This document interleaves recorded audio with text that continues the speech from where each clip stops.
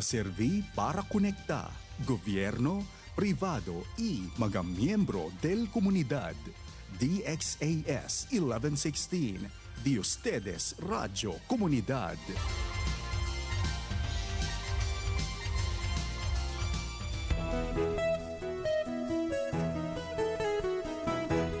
Kaibigan, kaya mong magtagumpay sa hamon ng buhay dahil may kasama ka.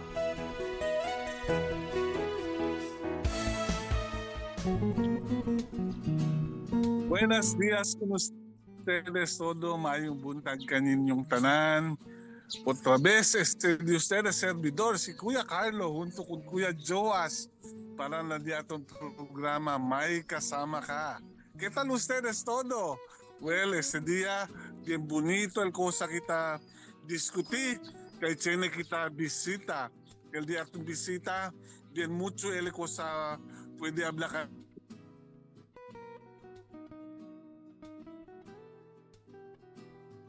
Mga kaibigan, magandang umaga. Kamusta po kayong lahat? Araw na naman ng Sabado. Alam nating araw natin ito.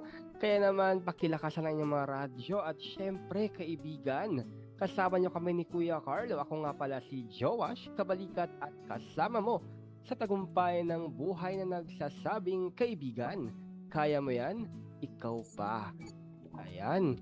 So, ngayon po ay January 17, 2026. Grabe. Parang nagbagong taon lang ngayon. January 17 na, ilang araw na ang lumipas. Kamusta na ba? Ang iba mga New Year's resolution ay nasimulan nyo na bang gawin? O ang iba sa atin ay nag-back out na dahil hindi na kinakaya?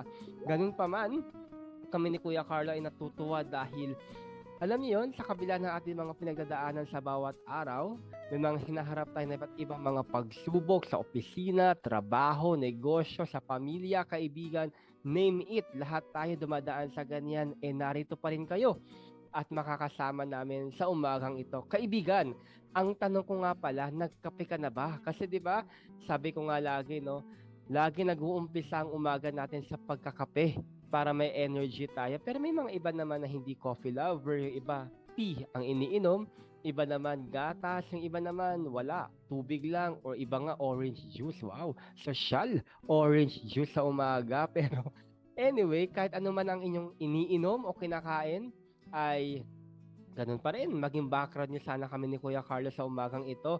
At kaibigan, nasaan ka man ngayon? Marahil nasa biyahe ka, nasa bahay, nasa kaibigan, sa pamilya, magandang bonding niyo ang pakinggan kami ni Kuya Carlo para naman may energy kayo, maging positive yung inyong buong araw.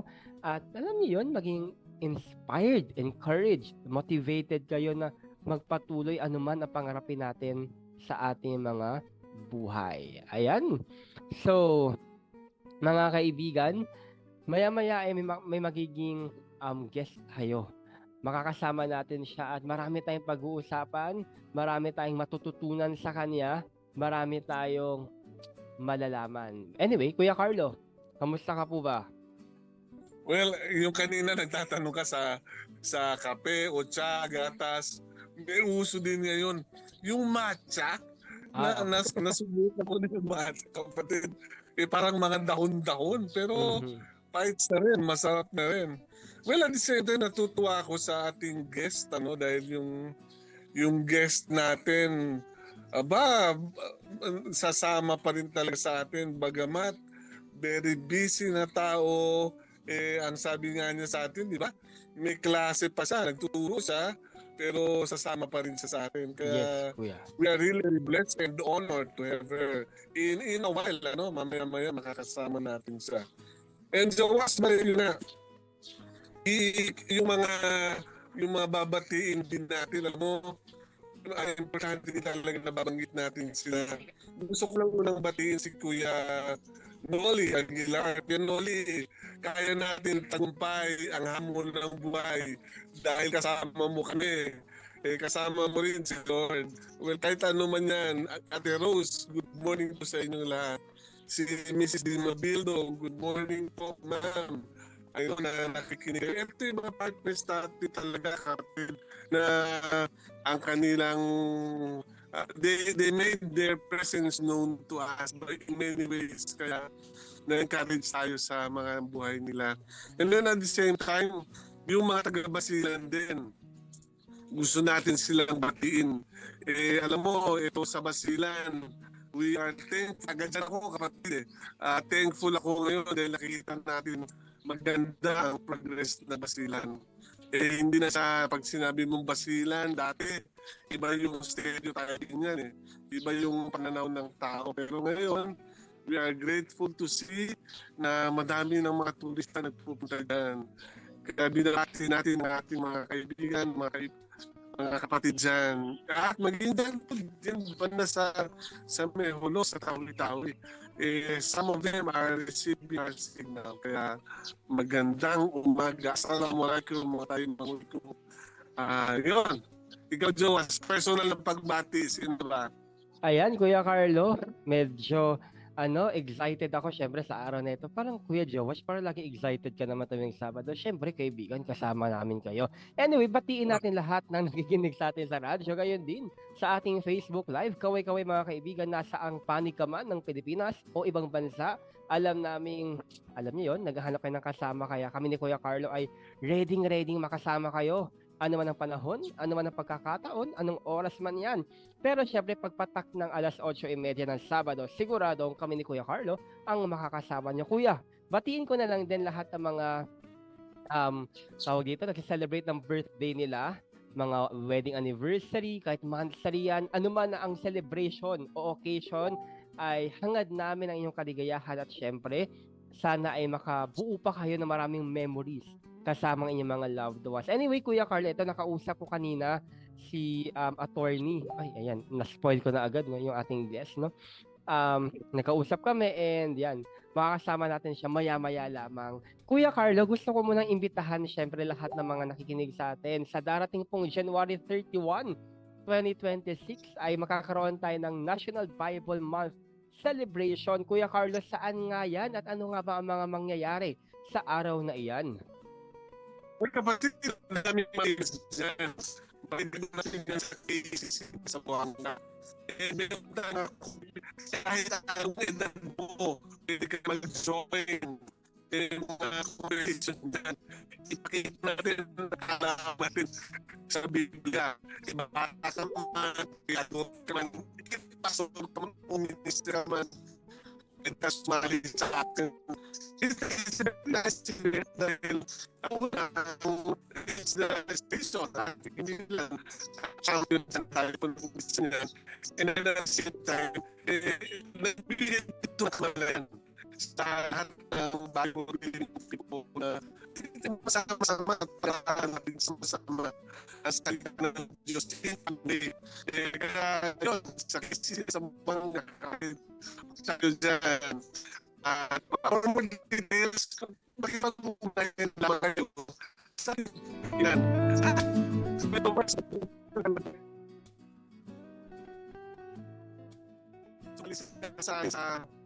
Sa ating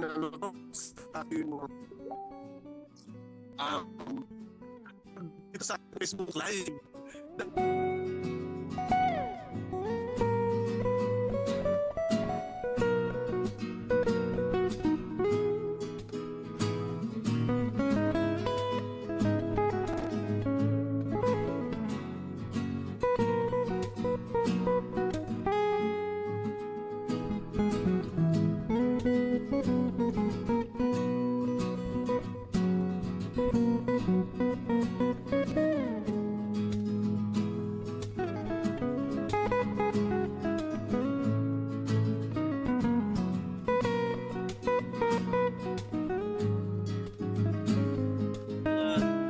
Facebook user na manood sa atin ng Facebook Live o 1116 GXAS. Kaya yan, kapatid. Ito na nga, Kuya Carlo, habang hinihintay natin yung guest natin. Yes, Kuya.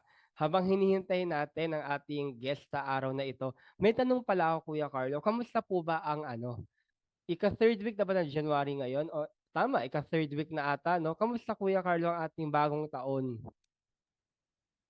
Well, dito naman sa atin ay medyo kwan tayo, no?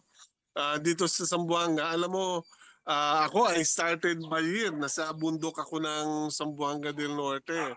first 10 days of the year. Nandyan ako sa gitna ng bundok ng Zamboanga del Norte. We're doing many things. We are reaching out to the tribal people, yung mga Subano. And dito sa Zamboanga, yun, as usual, this is a merging city of different cultures. Kaya the trade, the industry, tuloy-tuloy. Maging mga tao, okay lang ang takbo dito. Although, sa kasalukuyan, medyo naglulugsa some of the people dahil yun, namatay yung nanay ng aming mayor. Mhm. Dito naman Kuya Carlo 'no, sa amin naman or personally sa akin na lang, ang bagong taon sa akin ay very ano, kumbaga maraming mga nangyayari, marami ang mga alam niyo 'yun, unexpected na mga pangyayari. Pero tulad ng sinasabi ko 'di ba, sa laban ng buhay lagi lang tayong dire-diretso, lagi lang tayong magpapatuloy dahil may kasama naman talaga tayo and alam niyo 'yun, nandiyan lang siya, si God sa tabi natin. Never tayong iiwan, sasamahan niya tayo. Pero Kuya Carlo, bago tayo magpatuloy while waiting sa ating guest, may gusto sana akong ano, tanong sa'yo. Kasi 'di ba may color of the year daw, may color of the year. So parang something like green. Tama ba ako mga kaibigan? Paki-correct mo kung mali ako ha. Pero ang tanong ko Kuya Carlo is, ano ba yung one word na panghawakan mo as we journey or as your journey 2026? Yun na lang ang gusto kong malaman. Perseverance. Para sa akin yun. You have to persevere.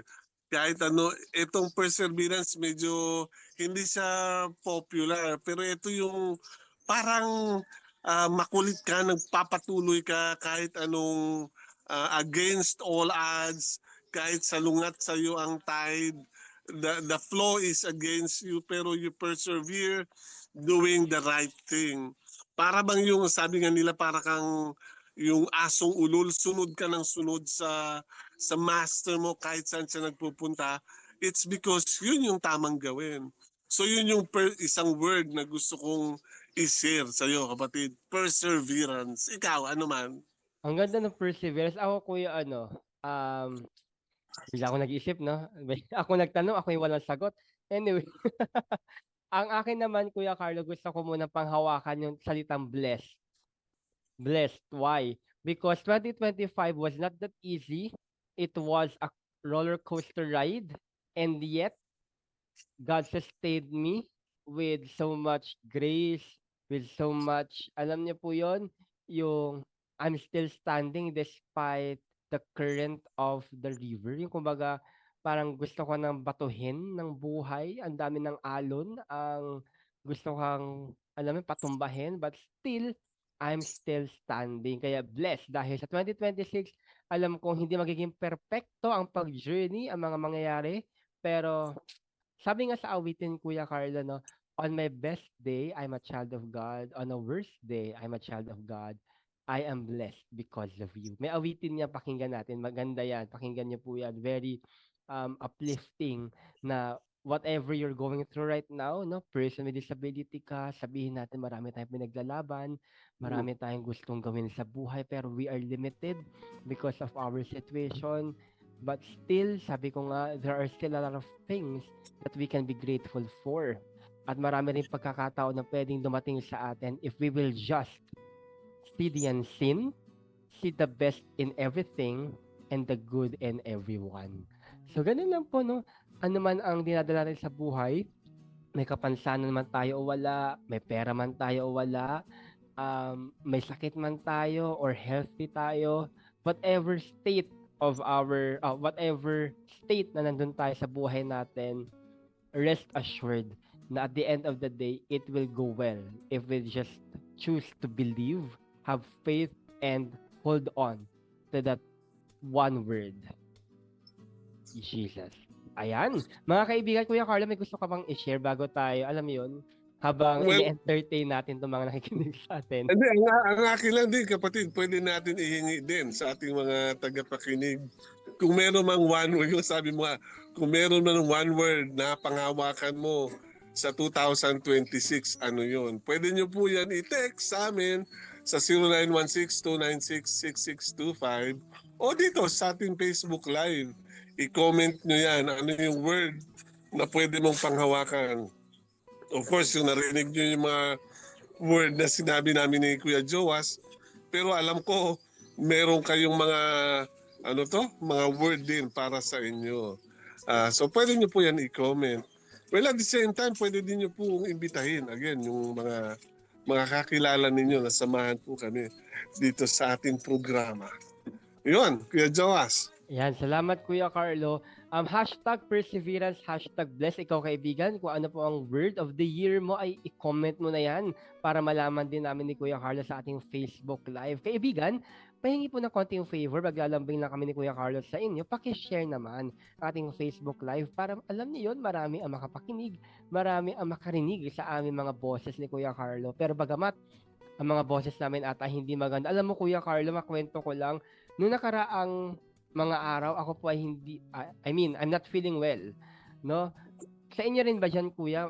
Uso kasang LBM, usang ubo, sipon, lagnat. Ako, for the past few days, I'm not really feeling well. Pero kayo dyan, Kuya, kamusta po? Ang buong pamilya ko ay nagkasakit. Kayo dyan, kamusta naman? Sa palagay ko, akala mo exempted kami, pati dito din sa Zamboanga, lalo na sa amin din. Actually, meron kami isang kamag-anak dinala sa hospital. It took a while, almost 12 hours siya sa ER bago siya naipasok sa room dahil ang mga hospitals medyo halos hindi nababakante yung mga rooms. So, but anyway, by the grace of God, yun lang talaga importante doon eh. God is in control, God is our healer, and we are well now. Everything went well. Ayan, Kuya Carlo, speaking of mga sakit-sakit na yan, mga kaibigan, wag niyo po kalimutan na alam niyo po yun. Please lang, wag niyo pong kalimutan na alagaan ang sarili natin. Mag-vitamins po kayo. Ano mang vitamins yan, inumin natin para sa resistensya dahil nagpapalit po tayo ng klima. Alam niyo yun, para hindi na tayo magkasakit at maging healthy tayo kasi alam ko marami kayong gustong gawin sa January, no? Lalo na a-attend kayo ng National Bible Month sa January 31 ay sana naman huwag kayo magkasakit sa araw na yan dahil very fun, very enjoyable yung magiging araw na yan. So, ngayon pala mag-vitamins na po kayo ha. Inom na maraming tubig. Huwag hayaang mapawisan, baby tuloy. Mga bata, no? Eh siya mga baby kasi mga baby nakakasakit din. Yung pamangkin po ng aking kaibigan ay may sakit din ngayon. Kasi mga babies nyo, yung mga anak nyo po, kung kaya, pakit-check ha para hindi na po lumala ang sitwasyon. But the better way para dyan ay mag-vitamins, mag-water, and enough sleep para healthy tayo. Ayan, Kuya Carlo, nakasama na natin ang ating guest. Ay, na-excite lang na naman. Kuya Carlo, ano po yun?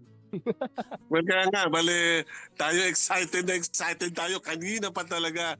Well, Kuya Joas, para po sa ating mga tagapakinig. Kuya Joas, bigyan mo nga ng konting introduction ng ating mga tagapakinig.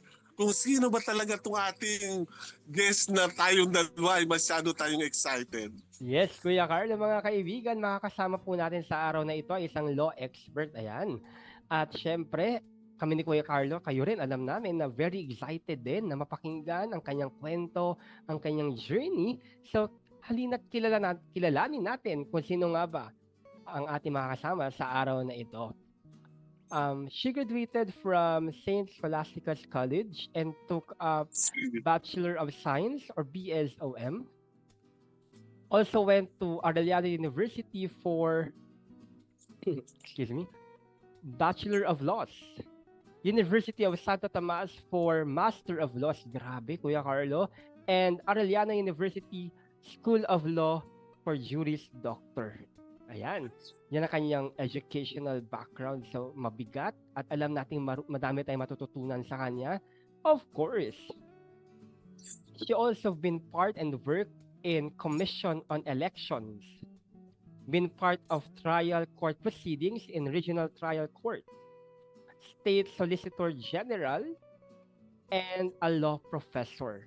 Also, she is a radio broadcaster, a motivational speaker for parents with children with disability, a para-athlete, a wheelchair table tennis division from 2005 to 2012. And she is a certified sign language interpreter for the deaf. Mga kaibigan, makakasama po natin sa araw na ito. Please welcome Attorney Jessica Sikihor Magbanwa. Good morning po, magandang umaga po. Pakibati po ang ating mga tagapakinig, Ate Jess. Good morning po sa lahat po na nakikinig ngayon, saka dun sa mga naka-online. Good morning. Good morning, Attorney Jessica. Sorry po, late po ako nag-log in.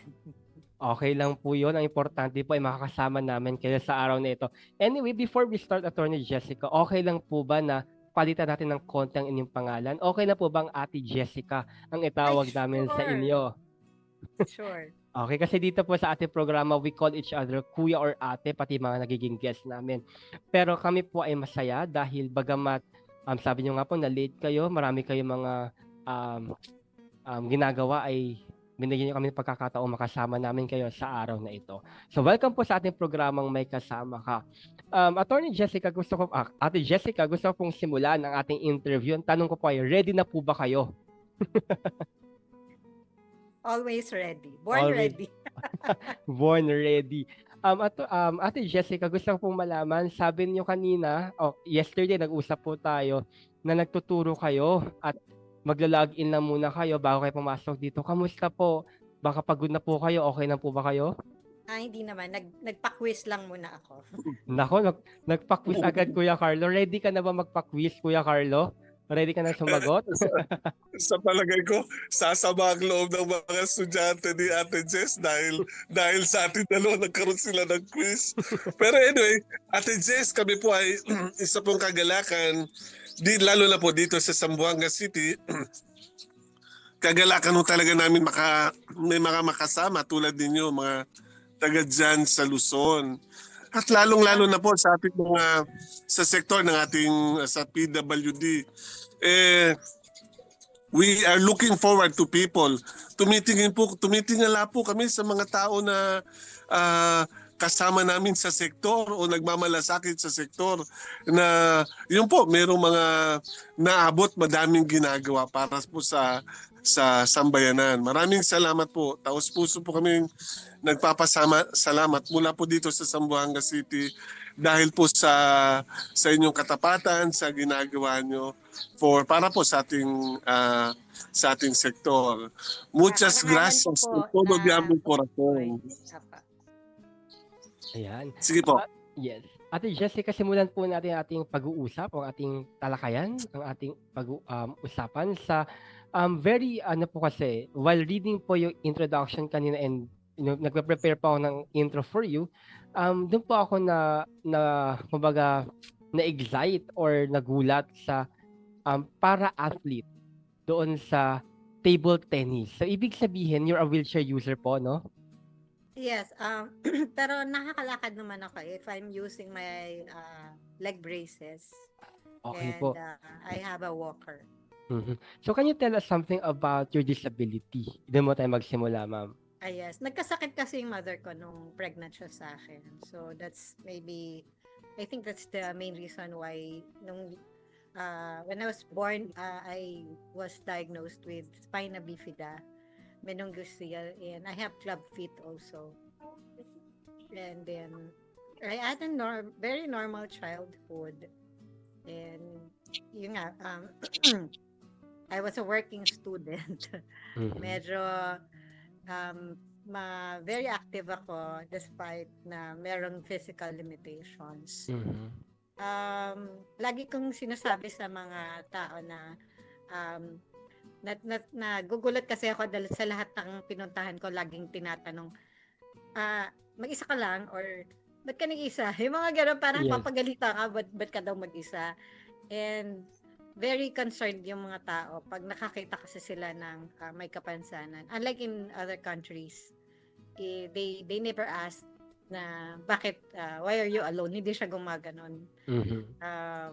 Most of them would just smile at me kapag nakikita nila na I do travel alone kasi kaya kong mag-travel mag-isa. Mhm. It's just that pinipili ko syempre yung pupuntahan ko muna Pero most of the time, meron ding surprise na makikita mo hindi siya ganun ka-accessible eh. Mm. So, Ate Jessica, how was it like having that kind of disability?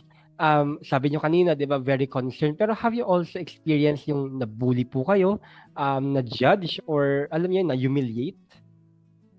Meron. Yung posibleng may disability ka tapos hindi mo na-experience yung bullying. Mhm.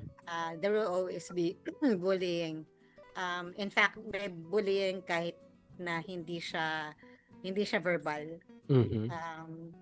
Sometimes may bullying then just by yung mga stares, yung parang ganun lang. Yung parang Mm. itutunuturo ka. Parang that's one form of bullying also eh. Kasi you don't do that to other people naman. Mm. And most of the time sa mga may disability mo ginagawa yon. And bullying is also when you don't give the proper treatment, and also discrimination ang totoong definition ng bullying, kasi don't do that naman to other people. Parang ikaw lang yung pinipinpoint na pwede nilang ganunin. So may bullying din na nangyayari. And the difference is that I act on it. There are times na nagko-complain talaga ako formally if I experience bullying. Mhm. So Ate Jessica, before we proceed sa inyong advocacy, no, gusto ko lang malaman namin ni Kuya Carlo kasi marami kayo, kumbaga sabihin natin, marami kayong naabot, marami kayong nagawa despite having that kind of disability. Ang tanong ko lang, kung may nakikinig po sa atin, ano po ang may papayo niyo sa kanila? Kasi sabihin natin, you're a lawyer, you're an attorney, and then marami kayong mga organizations, marami kayong mga, alam niyo, advocacy, commitment, and at the same time, kayo pa isang athlete. Paano po yun nangyari lahat? Paano niyo po nagawa lahat ng yon?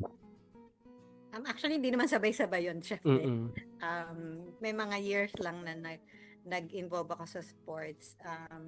I stopped sa sports kasi nung when I started sa radio. Medyo nagtagal din kasi ako sa radio. And then, I also stopped sa radio when I started teaching. Nagawa ko yon, of course, mainly through God's mercy. Kasi hindi mo magagawa yung mga ganong bagay sa condition ko.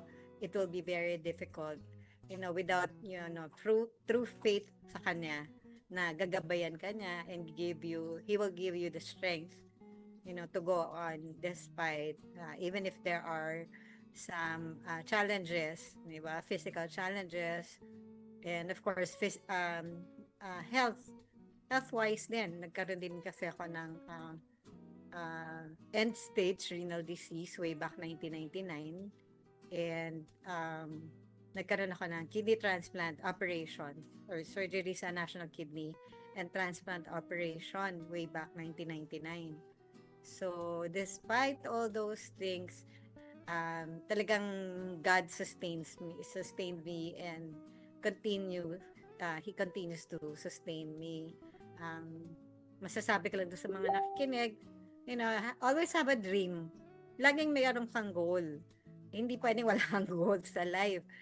And otherwise, parang wala, you're just existing. If nabubuhay ka lang and wala kang plan or goal sa buhay mo. And even if makamit mo na yung goal mo, kailangan i-apply mo rin yon, na makikayat mo rin yung iba to follow your path or teach them on how you were able to reach your dreams. I think very parang hindi makabuluhan yung tagumpay mo sa buhay or success if hindi mo matuturo sa iba kung paano rin maging successful. I like what you have said, Ate Jessica, na always have a dream. Hindi ibig sabihin na reach mo na yung goal na to, magsa-stop ka na lang. You have to keep moving. You have to, matuto ka pa, kumilos ka pa, mangarap ka pa. Anyway, Kuya Carlo, may gusto ko po bang idagdag? Hindi, na-enjoy ko lang kayo pakinggan. Kayong dalawa talagang overwhelming sa akin, but I really appreciate that. Yung part doon sa bullying, Well, ako actually, on my end, hindi ko naman sila naririnig. Pero tama yung sabi ni Ate Jess na yung mga non-verbal, yun yung mga minsan na napupunan natin. Pero pagdating naman sa yung sinabi ni Ate Jess, ang dami nyo na pala nahiwaan na rin pa yung katawan ninyo. Eh, how did it, ngayon, paano na po yung kalusugan ninyo? Pera kayo, meron kayong kidney transplant and all these things ginawa sa katawan ninyo. How are you now physically? I'm fine, and I'm actually planning to go back to wheelchair table tennis if I find the time. Kasi medyo full din yung schedule ko. Even if I had already retired, marami ako ibang activities na concerning persons with disabilities. Wow, galing ah. Yan mga hindi lang survivor but victors. Yan ang gusto ko sa inyo po. Maraming salamat for encouraging. Birmot, baka gusto nyo mag-pickleball tayo. Uso daw yan ngayon pickleball. Pero ngayon table tennis muna tayo. Kuya Joas, ikaw, naka-sports ka pa rin ba? Before, yes, Kuya Carla, but now hindi na po. Dati, nung kaya pa, pero ngayon, wala na, hindi na masyado. Bibig ko na lang po siguro ang nagwo-work. Anong sports mo before? Before po, Ate Jessica, nagsiswimming po ako. Swimming, badminton, volleyball po. Yung tatlo na yon. Oh, ba't mo tinigil? Sayang naman. Ano kasi ma'am, sa swimming po, hindi na ako pwede kasi I have transplant sa eyes. So hindi ako pwedeng lumubog na matagal sa water. Badminton naman, I can't see na. Hindi na masyado malinaw yung paningin ko. Volleyball, ganun din. So mamaya, imbes na tamaan ko yung bola, ako pala yung tinamaan. Like that. But anyway, pero very inspiring, no? Despite what had happened, ang dami pinagdaanan ni Ate Jessica, and yet, she was able to make it. Gusto ko sinabi niya na God sustained me because of His grace. I like that. Kasi sa buhay natin, sometimes we don't want na. We want to give up already. But there's a certain, kumbaga, sustaining power na kahit mag-give up ka na gusto mo nang tumigil, bakit parang hindi ako makapigil? Parang hindi ako tumitigil because of that kind of energy, yung strength na nanggagaling sa kanya that sustains us, the grace. Anyway, dumako tayo, Kuya Carlos, sa advocacy ni Ate Jessica kasi very interesting. Can you tell us something about your advocacy, the kidney donor transplant? Yes. Marami kasi ngayong naniniwala dun sa mga maling di ba? Na maling akala. Dahil if ever hindi binigay ng sister ko yung kidney niya sa akin, most probably I wouldn't be here anymore. So, isipin niyo po dun sa mga nagko-consider ng kidney donation. Dalawa po yung kidneys natin. And we can live with just one kidney only. So, why not, think of a person na malapit na siya mamatay because of parang end-stage renal disease, naka-dialysis na lang siya. Pero something, sometimes it goes wrong yung dialysis and kailangan talagang ma-transplant. So, if you think na healthy naman kayo and kaya naman, you can just call the National Kidney and Transplant Institute or go to their website and nakalagay doon ang isang agency or organization doon wherein you can ask them kung paano ba maging kidney donor. Kasi very important ang isang nagda-dialysis na matransplant din siya.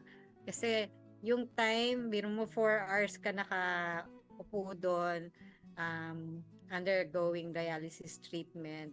When in fact, marami siyang pwedeng iba pang gawin kung wala siya doon sa dialysis treatment. And of course, very dangerous din naman. Marami din naman na kakilala ako na during dialysis nawala na rin siya because of that. So, I hope hindi nyo alam kung gaano kahirap ang pinagdaraanan ng isang dialysis patient. So, plus the fact na meron din silang gastos kahit some of it are shouldered by the PhilHealth. And of course, yun nga parang some of them nag-experience na ng anxiety and depression. Inisip nila kasi na parang kailan ko nabubuhay dahil dito sa machine na to, kung wala tong machine na to, wala na rin ako. Yung mga ganyan, very prone to depression ang isang dialysis patient. And during my time, kaya lang siguro ako naka-survive ng dialysis is that I always think na sandali lang to, mabilis lang to, sandali lang to. And very positive ako na matatransplant din ako. Kaya siguro within 1 month lang nakakuha na kagad ng donor. Yun nga yung sister ko ang nag-donate sa akin ng kidney. And everything went well lang. It's just not that during dialysis kasi nagkaroon ng allergy ako sa dialyzer. So that night, during the dialysis session, I passed out na. Sobrang seizure kasi. Nanginginig ako during dialysis treatment. So, they have to stop it. So, when I woke up, hinang-hina na ako noon kasi pwedeng nag-set in a sepsis kasi nga hindi natapos yung dialysis. So, nung gabing yun, medyo na talaga ako. Nung gabing yun, I was really very weak. Nararamdaman ko na parang wala na akong power, wala na energy ako. And I prayed and I asked God na, una-una nag-thank you pa ako because thank you Lord for the life you gave me.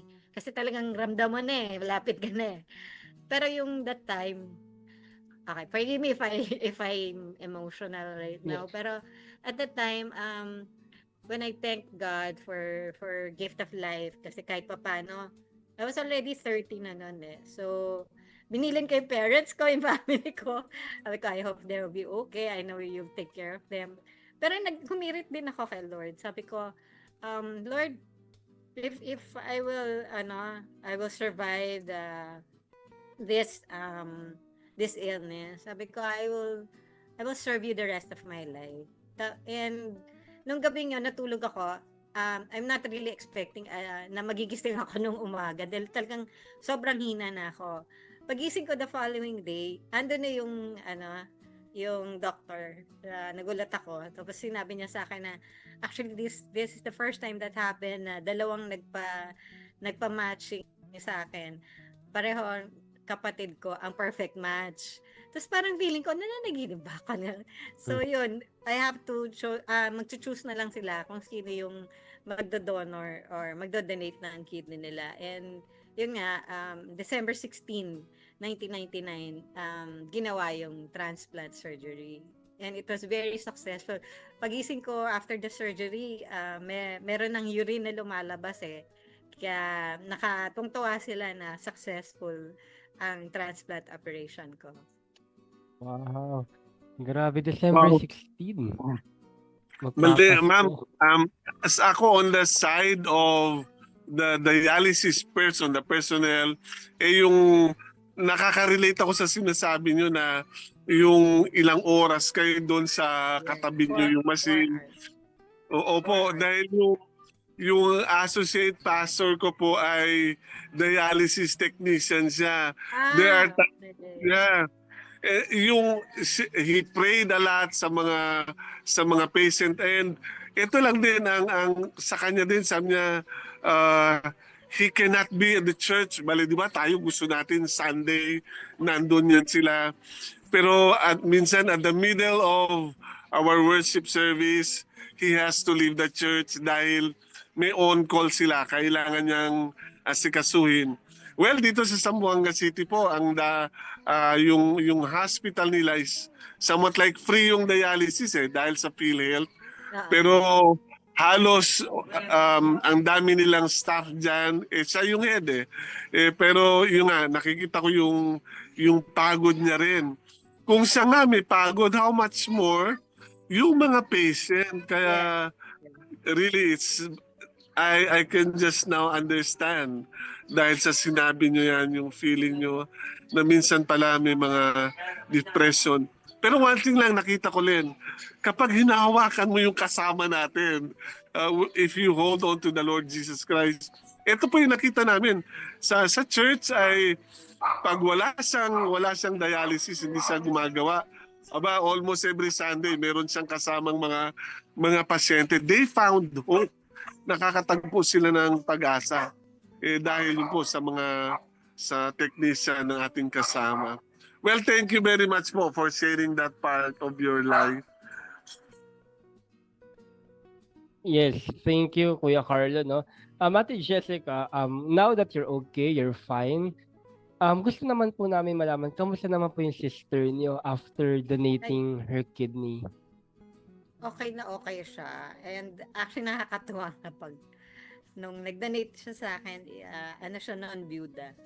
Tapos after donation, siguro after several years, nag-remarry siya. Kaya lagi ako nagbibiro na sa mga gustong mag-asawa uli, kailangan mag-donate kayo muna ng kidney. Pero alam niyo po, Ate Jessica, it's very rare na kasi kahit minsan kamag-anak mo na or kapatid, ayaw din kasi syempre they have to also protect themselves, di ba? Tsaka naniniwala sila dun sa mga parang ay pag gano'n, nako, hindi ka na ganyan, parang mali kasi, ang daming kumakalat kasi nga na mali na information regarding kidney donation. Now naman po, So far, yes, Kuya Carlo. So far sa palagay ko, hindi ko alam yung statistics. Sa palagay ko, yun yung pinaka madaming kailangan ngayon. Katulad mo, Jowas, yung cornea naman sa'yo. Yes. Medyo rare din yan mag-donate dyan, di ba? Marami nangangailangan, Kuya. Pero kukonti ang nag-donate. Actually, hindi siya more on donate din. Pero if I'm not mistaken, galing kasi ito sa mga na po is it okay to say dead people? Yung sa'yo. Pero yung sa kidney, kailangan buhay talaga.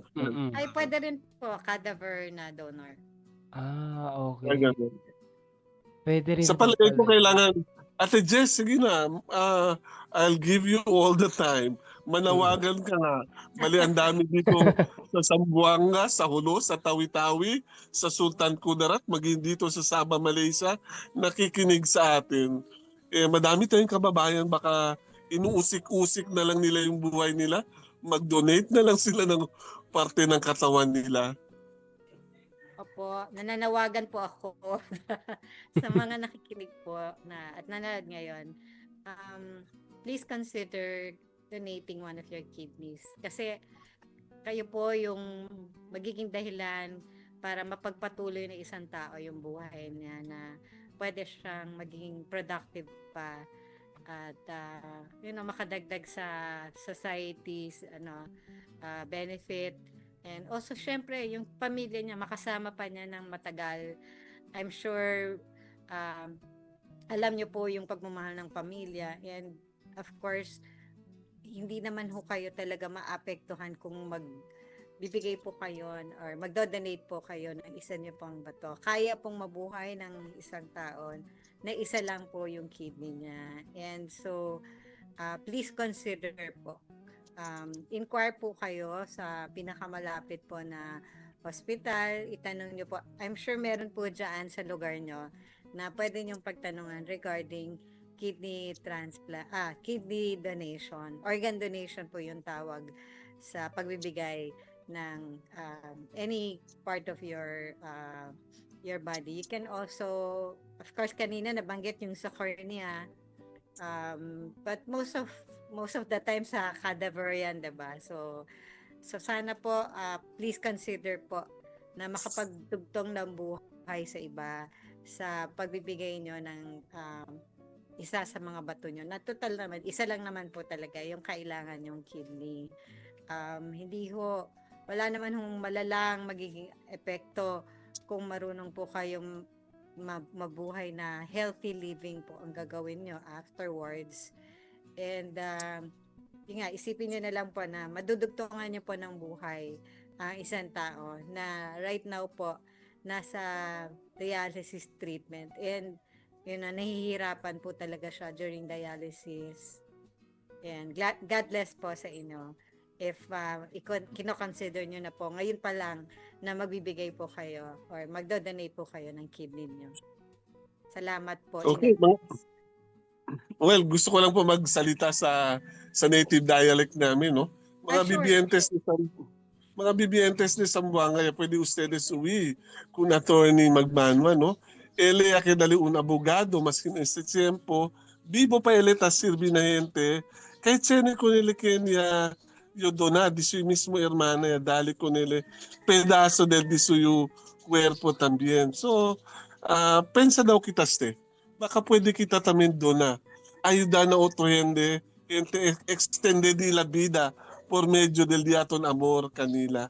Como si Ate Jess, pwede pala sirvi na otro gente kahit sene con el Kenya doon na. Muchas gracias con el de ustedes atención con itong panawagan na binibigay namin. O Joas, ikaw naman, baka gusto mo magbisaya. Yo entiendo, así. That's Spanish, right? So, yun po, kaya nga, ito po, natutuwa ako. Kayo, biro nyo yan, kung wala yung kapatid ninyo, wala tayong attorney magbanwa ngayon na nag-advocate ng tulad ng ganito. Maraming salamat talaga sa mga donors.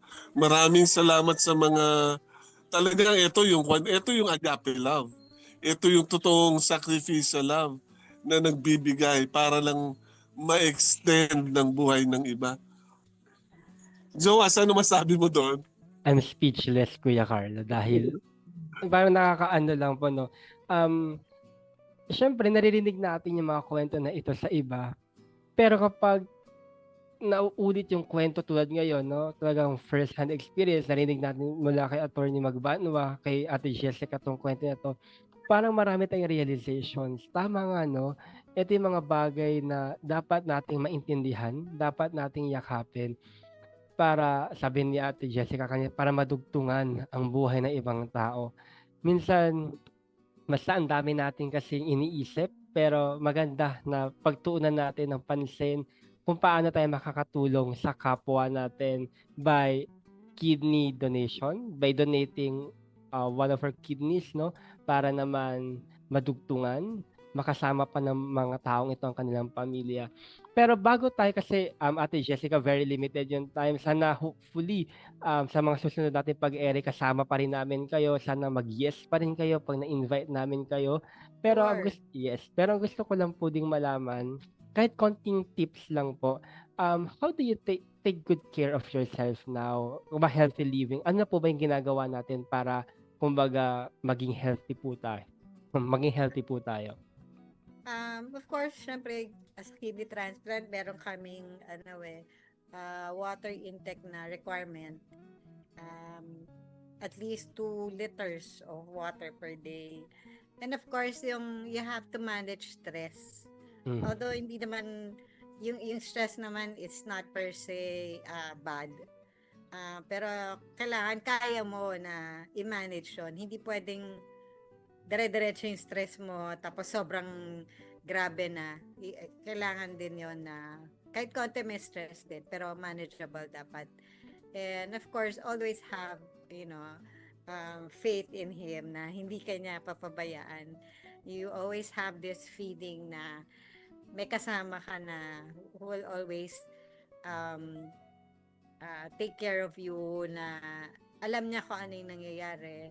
And because you always pray din na you pray for the Holy Spirit to always guide you, especially kung meron ka mga major na kailangan i-decide. And of course, yung pipili mo rin yung kinakain mo, bawasan. Actually, the main reason why nagkaroon ako ng end-stage renal disease, I stayed in the dorm since working student ako. Nasa dorm ako. Ang kinakain ko mga instant noodles. So, yun. Medyo prone na nga ako na sakit disease. Pero, since at that time sa dorm, usually, yun yung mga kinakain natin pag madali na, gutom Yes. ka na. And so, after kasi ng klase ko, nagla-library pa ako at that time. So, pag after the library, magsasara na yung library, pupunta ako ng cafeteria, sarado na siya. So, lalabasan lang ako ni Manang ng instant noodles. So, yun. Tsaka yung mga mali talaga na kinakain. So, sa mga prone na to kidney disease, medyo may konti ng problema sa bato, bawasan nyo na po yung pagkain ng instant noodles, yung mga fast food. Ayan, so, and also of course yung mga soft drinks natin. So, yun lang. I think basically yun lang naman, you have to exercise din kahit papano regularly. Hindi pwedeng sa isang linggo wala, naglakad lang ako ng ilang siguro mga ilang lang, kahit na 1 mile, 'di ba? Tapos wala na. Next month na uli. I mean, you just have to take regular exercises. And yun nga, yung lagi kong sinasabi, you always pray. Because very powerful ang prayer na yan. Ate Yes. Jessica, question lang po. May regular check-up din po kayo? Yes, oo. Kailangan may blood test ka to check if okay yung kidney function. That happens every month, every 3 months? In my case, every 2 to 3 months. Kailangan i-monitor yung creatinine mo. And yun nga, yung mga lipid profile, kung tumataas ang cholesterol. Question po ulit. Matan lang ako, sige po. magbati lang ako. Okay. Meron kasi, I remember, because now we are advocating, nagka-campaign tayo towards this. I came across with somebody na nakita ko yung wallet niya. Meron siyang card na nakalagay. If anything happens, na is willing to donate part of his body. Saan tayo makakakuha ng ganun? Na pwede natin, kumbaga... Sa driver's license meron na. Yes po, meron. Hindi, pero meron talaga po, hiwalay talaga na nakalagay doon. I will check po kung saan pwedeng maghumingi. Tapos ipamigay natin dyan. Dahil ang daming na-aksidente dito sa sasakyan. Dahil sa ganun, baka po naman gamitin na lang. Kasi sayang katawan nila. Anyway. Problema lang po kasi minsan kahit meron silang ganun, yung family po, tumututol pa. Parang mas gusto pa nila na wala, ilibing na lang instead of mabigay sa iba para madugtungan yung buhay. So, minsan may mga nag-o-oppose pa kahit willing yung donor eh. So, minsan nangyayari daw yun na hindi pa rin natutuloy yung donation dahil against yung family. Okay.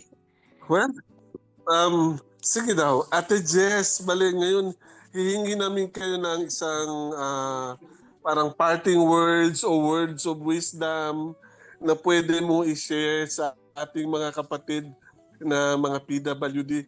Well, hindi natin pinag-usapan yung table tennis niyo, paano kayo nakakapaglaro.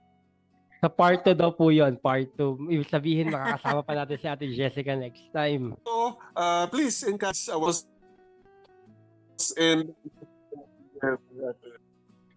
sa mga kapwa ko na may kapansanan, just be vigilant and make sure you also protect your rights. Hindi pwedeng lahat na ng pagkakataon na merong violation ng karapatan mo, ay bahala na lang sila. Parang wag ganun. Masasanay sila eh. Pag nagawa nila yun sa'yo ng isang beses, marami beses pa nila yon uulitin. And kapag hindi ka nagreklamo, parang ini-encourage mo sila, and aside from that, marami pang ibang mabibiktima bukod sa'yo. So always speak up. Kung na-feel mo na na-violate ka, okay, may ginawang kalapastanganan sa iyong karapatan, kailangan magsalita ka. Hindi pwedeng tatahimik na lang tayo. Otherwise, magpapatuloy ang bullying, especially sa mga may kapansanan katulad natin. And meron tayo mga sapat ang batas ng Pilipinas para pangalagaan tayo. Kailangan lang natin maging vigilant. Okay? Bantayan natin yung karapatan natin para hindi na kumalat o dumami pa yung mga nabibiktima ng bullying sa atin at paglabag sa mga karapatan ng mga may kapansanan. Maraming salamat, Ate Jessica. Bagamat very limited yung time natin today, but sana po mag-yes kayo ulit kapag in-invite namin kayo na makasama sa ating programa. Sure, po. Kapatid, Joas, Yes, yung ending statement ko, may dadagdag ko na. Ang may dadagdag ko na, hindi lamang tayong dalawa ang kasama na ang isang Attorney Jess Magbanwa. Kapag may kailangan kayo, kapag merong nambubuli sa inyo, may kasama kayo. Thank you very much po. O Kuya Joas, you, magpaalam ka na. Yes, Ate Jessica, muli maraming salamat mga kaibigan sa pagtutok nyo sa ating programang May Kasama Ka. Salamat dahil nakasama rin namin kayo sa araw na ito. Mga kaibigan, muli, pasalamatan natin si Attorney Jessica Siquijor Magbanwa. Mga kaibigan, ako si Joash, kabalikat at kasama mo sa tagumpay ng buhay na nagsasabing, kaibigan, kaya mo yan, ikaw pa. Ito naman po ang inyong Kuya Carlo na palaging nagsasabi sa inyo, ang hamon ng buhay, mahaba pa, madami pang pwede mangyari, pero kayang-kaya natin to dahil may kasama ka. Magandang umaga sa inyong lahat at happy weekend everyone. God bless. Thank you po, Attorney Jessica. Thank you, Ate Jessica, for joining us today. Thank you din po. Thank you. Salamat po.